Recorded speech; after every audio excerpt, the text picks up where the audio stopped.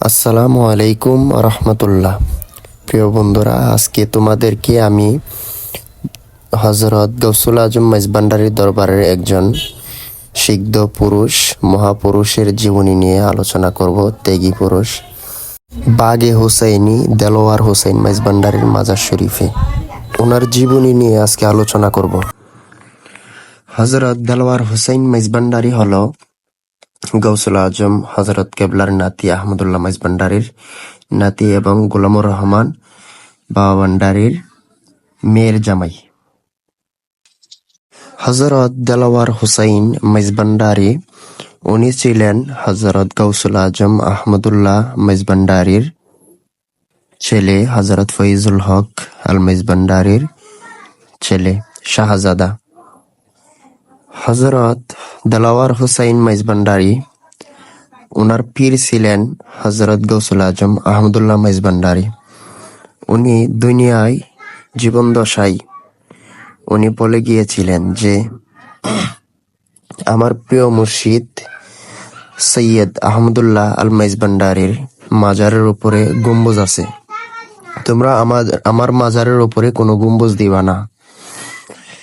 উনি বলে গিয়েছিল আমার প্রিয় মুর্শিদ হজরত সৈয়দ আহমদুল্লাহ আল মেজবান্ডারির মাজার পাকা করেছে এবং ওনার মাজারের উপরে পাকা করে মাজারের মতো করা হয়েছে, আমার কবরকে তোমরা কখনো মাজার করবা না।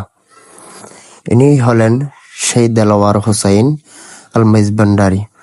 উনি ওনার পীর ও মুর্শিদ কেবলার মাজারের উপরে গম্বুজ হয়েছে বিদায় উনি নিষেধ করেছিলেন আমার কবরের উপরে তোমরা গম্বুজ করবা না।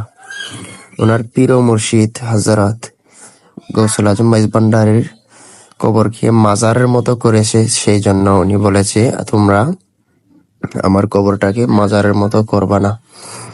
উনি ওনার পীর ও মুর্শিদের জন্য এগুলো ত্যাগ করেছেন। হজরত দেলোয়ার হোসেন মেজবান্ডারির এক শাহজাদা হলো হজরত বিশ্ব উলি শাইন শাজিউল হক মেজবান্ডারি, আরেকজন হলো হজরত এমদাদুল হক মেজবান্ডারি। ওনারা যদি চাইতেন হজরত দেলোয়ার হোসেন মেজবান্ডারির মাজার শরীফকে ওনারা স্বর্ণ দিয়ে তৈরি করতে পারতেন, কিন্তু সেটা করে নাই। এটাই ছিল ওনার ওসিয়ত। তো বন্ধুরা, ভিডিওটা কেমন হয়েছে অবশ্যই কমেন্ট করে বলবেন। ভালো লাগলে লাইক কমেন্ট শেয়ার অবশ্যই করবেন। নতুন হলে আমার হাসিবুর রহমান ফেসবুক আইডি থেকে দেখলে ফলো করবেন এবং হাসিবুর রহমান গোলামে ভান্ডারি ইউটিউব চ্যানেল থেকে দেখলে সাবস্ক্রাইব করবেন। সবাই ভালো থাকবেন।